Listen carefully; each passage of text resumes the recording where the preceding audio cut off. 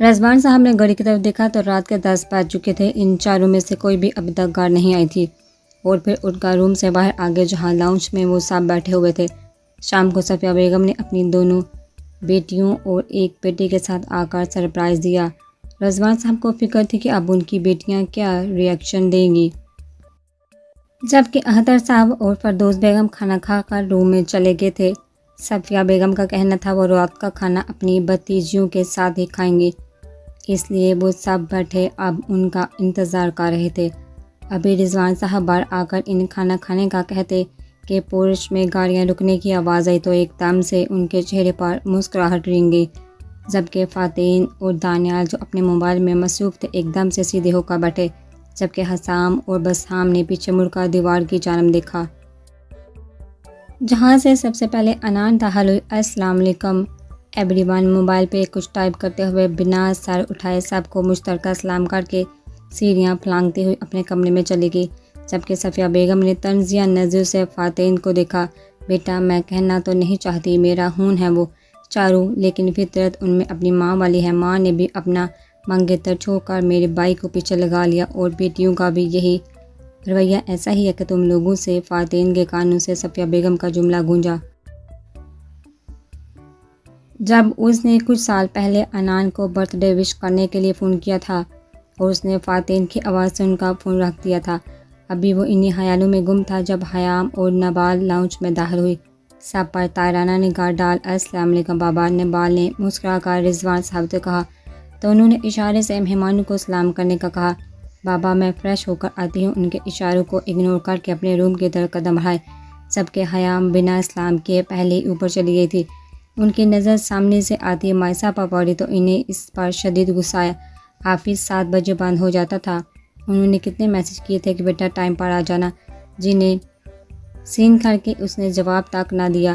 مائسہ کہاں تھی تم؟ کب سے میسج کیے ہیں میں نے، نہ تم حیام کے ساتھ تھی نہ ہی نبال اور انان کے ساتھ۔ انہوں نے اپنا غصہ دبا کر نرم آواز میں استفسار کیا تو مائسہ نے سرد نظریں اٹھا کر ان کی طرف دیکھا اور پھر بائیں جانب صوفے پر بیٹھے ہوئے ان سب کو بسام پر نظر آ کر پل کے لیے ٹھہری، لیکن سرد سے نظروں کا زاویہ بدل لیا۔ جتنی نظریں پھیرنی ہیں پھیر لو مسز، تمہاری ہر بے روحی کا بدلہ سود سمیت دوں گا۔ ہونٹوں پر مسکراہٹ سجا کر استحقاق بڑی نظروں سے اس کا جائزہ لیا تو ماتھے کے بلوں میں ایک دم سے اضافہ ہوا۔ وائٹ پینٹ شرٹ پہنے اور لائٹ پنک کلر کا لانگ کوٹ تھا جو اب اس نے اپنے دائیں بازو سے تھاما ہوا تھا۔ وہ سامنے والے کو پل میں بہکا سکتی تھی، جھوٹ میں بولنا نہیں چاہتی اور سچ آپ کو برداشت نہیں ہوگا۔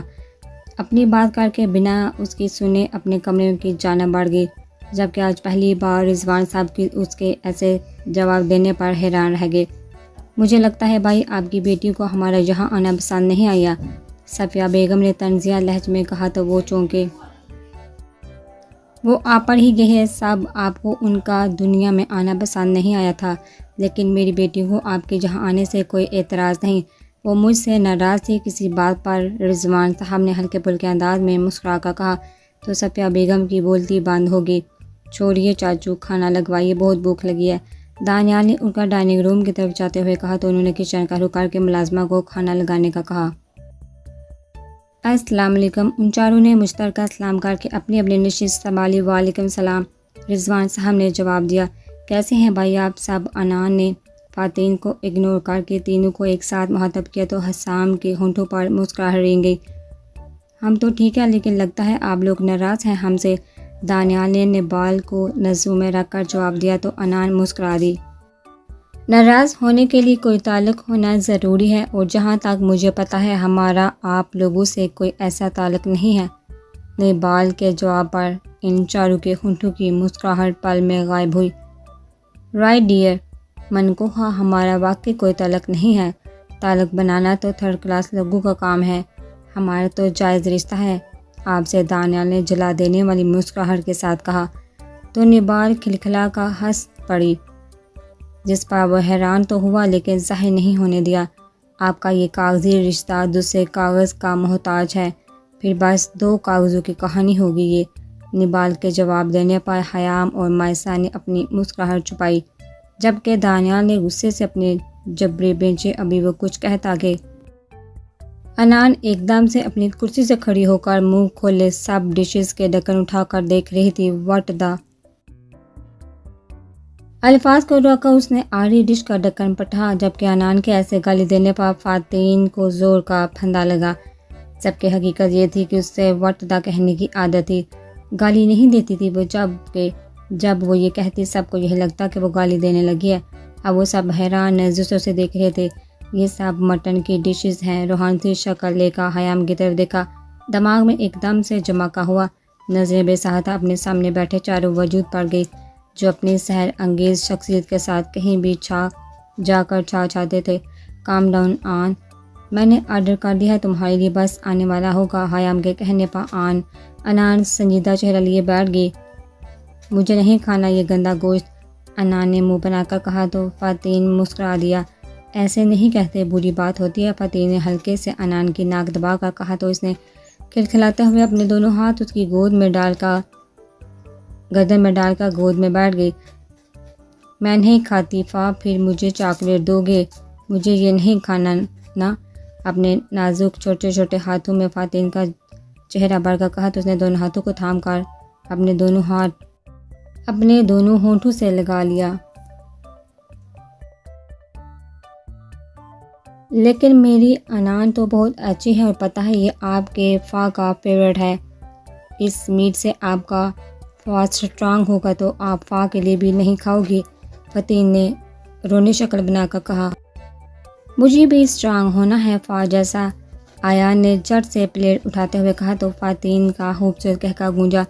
تم بچوں نے جاگنا ہے تو جاگو، میں تو سونے جا رہا ہوں۔ رضوان صاحب کی آواز پر انان ہوش میں آئی، جو اب اپنے روم کی طرف جا رہی تھی۔ ہائی ایوری ون، اس آواز پر حیام لوگوں نے نظریں اٹھا کر دیکھا تو دو لڑکیاں اور ایک لڑکا آ کر ان کے ساتھ والے چیئر پر بیٹھے۔ وہ جانتی تو تھی کہ وہ ان کے پھپھو کے بچے ہیں، لیکن انجان بنی رہی۔ آپ لوگ کون؟ مائسا نے حیرت سے بھرپور لہجے میں کہا تو صفیہ بیگم نے ہونہار نظروں سے اسے دیکھا، لیکن لہجے میں مٹھاس گھول کر بولی، تم لوگوں کی کزنز ہیں۔ تم لوگوں کو تو کبھی توفیق نہیں ہوئی کبھی بات ہی کا لے، لیکن میرے بچوں کو سب رشتوں کا پتہ ہے۔ نہیں پھپھو، بات وہ نہیں، جہاں تک مجھے پتہ ہے آپ کو بیٹیاں پیدا ہونے پر اعتراض ہوتا تھا نا، اسی لیے میں نے سوچا شاید، مائسا نے سنجیدہ چہرے سے کہا تو صفیہ بیگم کا غصے کی وجہ سے چہرہ لال ہو گیا، جبکہ وہ سامنے بغور مائسا کی طرف دیکھا۔ کیا ابھی تک بچپن کی باتوں کو تم نہیں بھلا سکی؟ جبکہ باتیں بھلانا آسان نہیں تو کیا ہمارا رشتہ بھلانا آسان ہے، جسے تم سرے سے نظر انداز کر رہی ہو؟ مائسا کو دیکھتے ہوئے دل میں اسے مخاطب کیا، لیکن وہ کھانا چھوڑ کر سیڑھیاں پھلانگتے ہوئے اپنے کمرے میں چلی گئی۔ اس کے پیچھے نبال دانیال کے ایکس رے کرتی نظروں سے بچنے کے لیے اڑ کر چلی گئی۔ ڈائننگ ٹیبل پر صفیہ بیگم اور ان کے بچے کھانا کھانے میں مصروف تھے، جبکہ انان موبائل میں مصروف اپنے آرڈر کا ویٹ کر رہی تھی، اور حیام ان سب کے اٹھنے کا تاکہ ملازمہ سے کہہ کر سب یہاں سے اٹھوا سکے۔ ارحم بھائی گھر آگے ہیں، میں ان کے ساتھ کھانا کھانے جا رہی ہوں، انان نے چیئر سے اٹھتے ہوئے کہا تو حیام نے سر ہلایا، جبکہ فاتین نے چونکا دیکھا۔ وہ کیوں کسی غیر مرد کے ساتھ کھانا کھانے جا رہی تھی، وہ بھی رات کے اس پہر؟ ابھی وہ کچھ کہتا کہ انان وہاں سے چل گئی تو وہ بھی اس کے پیچھے چلا گیا۔ کون ہے یہ ارحم جس کے پاس آدھی رات کو منہ اٹھا کر چلی گئی ہے؟ یہ صفیہ بیگم نے تلخ لہجے میں کہا تو حیام نے سنجیدہ نظروں سے ان کی طرف دیکھا۔ حضرت علی رضی اللہ تعالیٰ عنہ نے فرمایا، دنیا میں 1000 رشتے بناؤ، لیکن یہ رشتہ ایسا ضرور بناؤ جب وہ 1000 آپ کے خلاف ہوں تو وہ ایک آپ کے ساتھ ہو۔ تو اس دنیا میں ارحم انصاری میرے لیے وہی ایک رشتہ ہے۔ 1000 کیا ساری دنیا بھی میرے خلاف ہو تب بھی وہ میرے ساتھ ہی کھڑا ہوگا، اتنا تعارف کافی ہے پھپھو۔ حیام نے اپنی بات ختم کر کے سوالیہ نظروں سے ان کی طرف دیکھا اور اپنی نشست سے اٹھ کھڑی ہوئی ملازمہ کو آواز دے کر ٹیبل صاف کرنے کا کہا، وہ اپنے روم میں چلی گئی۔ کہاں جا رہی ہو تم؟ انان جو گیٹ کراس کرنے لگی تھی، فاتین نے بازو سے پکڑ کر اپنی جانب کھینچا تو وہ اس کے سینے سے آ لگی۔ دونوں کے دل کی دھڑکنیں ایک پل کو منتشر ہوئی، لیکن اگلی ہی پر انان نے اسے دھکا دے کر خود سے دور کیا۔ ڈونٹ یو ڈیئر، انگلی اٹھا کر تنبیہ کی تو فاتین نے ضبط سے مٹھیاں بھینچ لی۔ وہ کافی کول مائنڈڈ بندہ تھا، بہت کم ہی کسی بات پر غصہ کرتا تھا یا کرتا ہی نہیں تھا، لیکن وہ جب سے آیا تھا اس کی اگنورنس برداشت کر رہا تھا، مانا کہ ان کی کبھی بات نہیں ہوتی ایک دوسرے سے، کیونکہ پھپھو کا کہنا تھا ماموں کو یہ سب پسند نہیں اور وہ چاہتے ہیں پہلے ان کی اسٹڈیز کمپلیٹ ہو، ورنہ بچیوں کا دھیان نہیں لگے گا۔ وہ جانتا تھا کہ اگر وہ اس سے بات کرنے لگ گیا تو خود کے جذبات کو قابو پانا مشکل ہو جائے گا، اسی لیے رابطہ نہیں کیا۔ لیکن ہر عید پر، اس کے برتھ ڈے پر، ہر موقع پر فاتین نے رابطہ کرنے کی کوشش کی۔ اگر وہ کبھی جواب دیتی تھی بھی تو پھپھو کے ذریعے کہ اسے فاتین یا اس کے کسی بھی بھائی سے بات کرنے میں دلچسپی نہیں۔ وہ اس کی ناراضگی سمجھ کر ہنس دیتا تھا اور کتنی بار پاک آنے کی کوشش کی، لیکن ہر بار کچھ ایسا ہو جاتا کہ ان میں کوئی بھی نہ آ پاتا۔ اس سب کے دوران اپنے دل کو کیسے سمجھایا، اپنی موز اور جذبات پر کیسے قابو پایا، بس وہی جانتا تھا۔ ڈیئر شیئر کی تو بات ہی مت کرو مسز، اس سے بہت کچھ زیادہ کرنے کا حق رکھتا ہوں میں۔ انان کی انگلی کو اس کی مٹھی میں باندھ کرتے ہوئے کہا تو انان نے تنزیہ نظروں سے اس کی طرف دیکھا۔ اپنے حقوق تو سب کو یاد رہتے ہیں، فرائض بھی یاد ہیں کیا؟ انان نے تلخ لہجے میں کہا تو فاتین نے جبڑے بھینچ لیے۔ بوڑھی آنکھیں پل میں سرخ ہوئی جبکہ انان جھٹکے سے مڑی اور گیٹ پار کر گئی، جبکہ فاتین کے لمحے اسے خود سے دور جاتا دیکھتا رہا۔ ماما ٹھیک کہتی تھی، پیسے کا پاس ہونا کچھ نہیں ہوتا، رشتوں کا، اپنوں کا پاس ہونا معنی رکھتا ہے۔ غلط فیصلے کر گئے ہم۔ حسام دل میں حسام سے مخاطب ہوتے ہوئے کہا، کیونکہ چاہے انان جتنی مرضی نفرت کا اظہار کرے یا سرد مہری دکھائے، وہ آج بھی بچپن کی طرح اس کی ہر بات بن کہے جان جاتا تھا۔ اس کی آنکھوں میں غصہ اور نفرت سے زیادہ شکوے تھے، اور یہی بات فاتین راجپوت کو بے چین کرنے کے لیے کافی تھی۔ ماما کہتی تھی میاں بیوی کا رشتہ اللہ کو بہت پسند ہے، عورت کے لیے اس کے شوہر سے زیادہ مخلص کوئی نہیں ہوتا، وہی اس کا محافظ اور سائبان ہوتا ہے۔ اس رشتے کا نعم البدل کوئی دوسرا رشتہ نہیں ہو سکتا۔ ٹھیک ہی کہتی تھی وہ۔ ان گزرے 18 سالوں میں یہی جانا ہے میں نے کہ کچھ درد، تکلیف اور باتیں ہم کسی سے بھی شیئر نہیں کر پاتے، چاہے وہ ماں باپ ہو یا جان سے پیارے بہن بھائی۔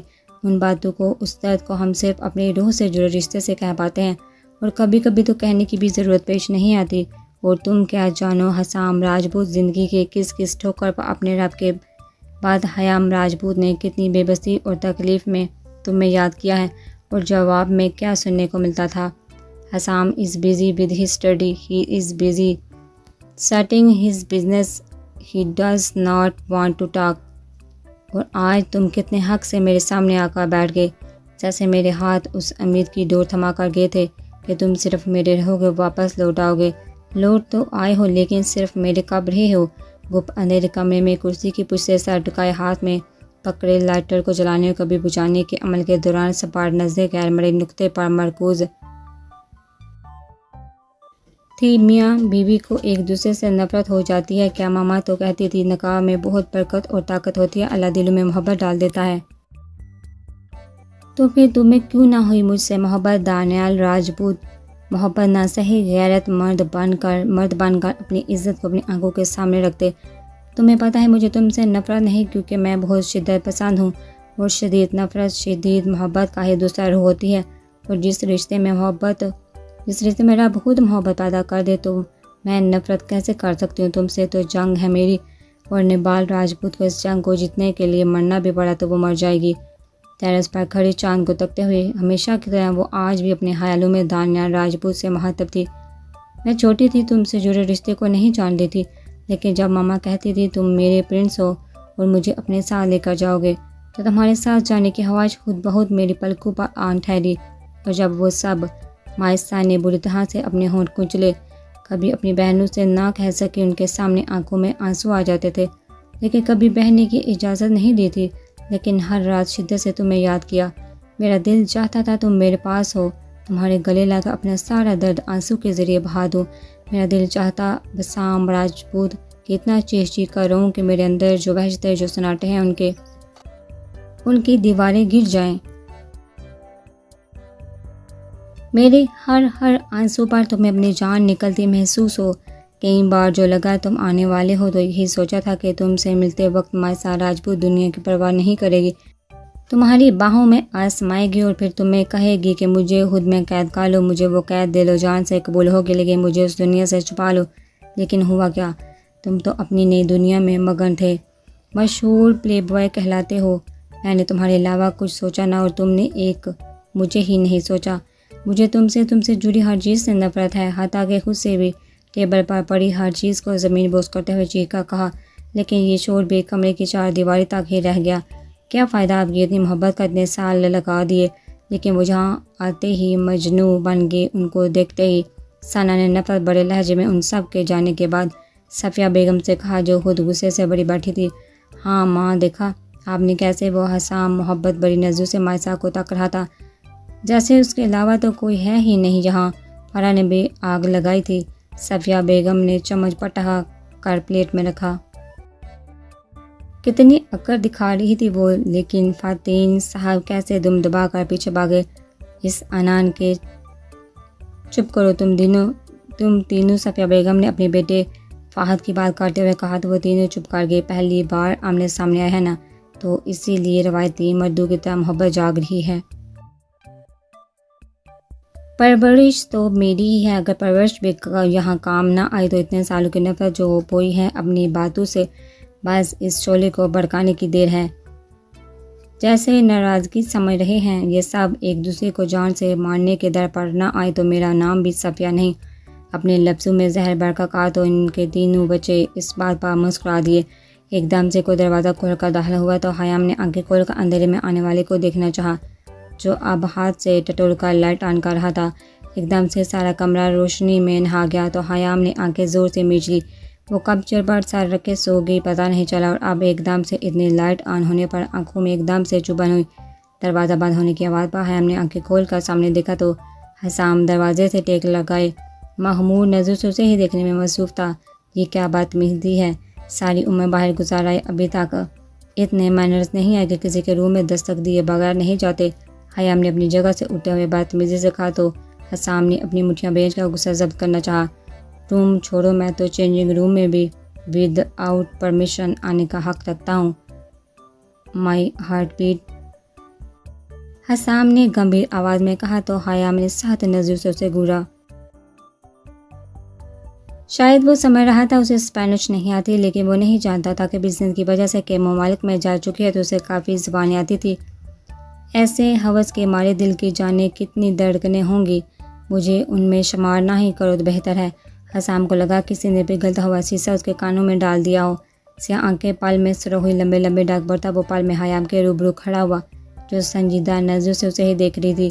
دونوں ہاتھوں میں حیام کے بازو دبوچ کا خود کے قریب کیا، جو کہ ابھی بھی سنجیدہ نظریں لیے اسے ہی دیکھ رہی تھی۔ آج میں نے سن لیا اور برداشت بھی کر لیا مسز، آئندہ یہ غلطی کبھی نہ کرنا، کیونکہ محبت اور کردار دونوں پر حسام راجپوت کوئی بات برداشت نہیں کر سکتا۔ سرد لہجے میں حیام کی آنکھوں میں آنکھیں ڈال کر کہا تو وہ ہنوز سنجیدہ چہرہ لیے اسے دیکھ رہی تھی، جیسے کہنا چاہ رہی ہو جو مرضی کہو مجھے فرق نہیں پڑتا۔ لیکن اپنے ہاتھوں میں نازک خوشبو بڑا وجود حسام راجپوت کو اپنے اعصابوں پر چاہتا محسوس ہوا۔ بازو سے سرکتے ہوئے ہاتھ کمر پائے اور کمر پر گرفت مضبوط کر کے رہا سہا پاسا بھی ختم کر دیا۔ حسام نے اس سحقاق بڑی نظروں سے حیام کے چہرے کے نقوش دل میں قید کیا۔ تم کیا جانو مسز، تمہارے لیے حسام راجپوت کتنا تڑپا ہے، گمبھیر آواز میں نظروں کے راستے حیام کو دل میں اتارتے ہوئے کہا تو اس نے تلخی سے مسکرا کر حسام کو دیکھا اور اپنے دونوں ہاتھ اس کے کندھے پر رکھ دیے۔ حسام کے دل نے ایک بیٹ مس کی اور حیام کو شدت سے خود میں بھینچ لیا۔ سوچتا تھا جب تم سے ملوں گا تو کیا بات کروں گا، کہاں سے شروع کروں گا، لیکن جب تم سامنے آئی تو لگا میں تو صدیوں سے تم سے باتیں کرتا آیا ہوں، کوئی تمہید باندھنے کی ضرورت ہی پیش نہیں آئی۔ سامنے موجود وجود میرا تھا، میری ملکیت، میری ہر آتی جاتی سانس کی گواہی تھا۔ نہ کوئی جھجک محسوس ہوئی، بس محسوس ہوئی تو محبت، اپنا پن، یہ احساس محسوس ہوا کہ تم تو ازل سے میری تھی۔ اپنی گمبھیر آواز میں سرگوشی کرتا وہ حیام کے دل کی دھڑکنیں منتشر کر گیا، لیکن ماضی ایک دم سے نظروں کے سامنے لہرایا تو حیام نے سختی سے ہونٹ پیچ لیے اور نظریں اٹھا کر دیکھا تو آنکھوں میں جذبات کا ٹھٹے مارتا سمندر لیے اسے ہی دیکھ رہا تھا۔ تمہیں یہ سب کرنے کی ضرورت نہیں ہے، حیام کی بات پر حسام نے حیران نظروں سے اس سے، میں نے کبھی کسی کا حق نہیں مارا تو تمہارا کیسے حق رکھ سکتی ہوں؟ اگر یہ سب اپنے حق لینے کے لیے کر رہی ہو تو لے لو، لیکن اس کے بعد مجھے اپنی شکل کبھی مت دکھانا۔ حیام کی بات پر حسام نے بے یقینی سے اس کی طرف دیکھا۔ آنکھوں میں اپنے لیے بے اعتنائی اور نفرت دیکھ کر اسے اپنا دم گھٹتا محسوس ہوا، کہنے کو جیسے کوئی لفظ ہی نہیں بچا تھا۔ ایک دم سے حیام کو خود سے دور دھکا دیا، بے یقینی کی جگہ غصے نے لے لی۔ ہونہار نظروں میں آگ سے تپش لیے خیام کو دیکھا۔ حسام کے ایسے دیکھنے پر ایک سرد لہر اپنے وجود میں سریت کرتی محسوس ہوئی، لیکن سر جھٹک کر اس کی آنکھوں میں اپنی آنکھیں گاڑے بہت شوق ہے نا حق دینے کا تو تیار رہنا مسز حسام راجپوت، بہت جلد اپنا حق تم سے وصول کروں گا، اور شکل تو ساری زندگی تمہیں یہی دیکھنی پڑے گی۔ تمہارے نام پر تو میری چھاپ ہے ہی، لیکن تمہارے وجود پر اتنی گہری چھاپ چھوڑوں گا کہ جب بھی چہرہ دیکھو گی تو میرا ہی عکس پاؤ گی۔ دبی دبی آواز میں غرا کا کہا اور لمبے لمبے ڈاک برتا وہاں سے چلا گیا، جبکہ خیام ابھی بھی بند دروازے کو دیکھ رہی تھی۔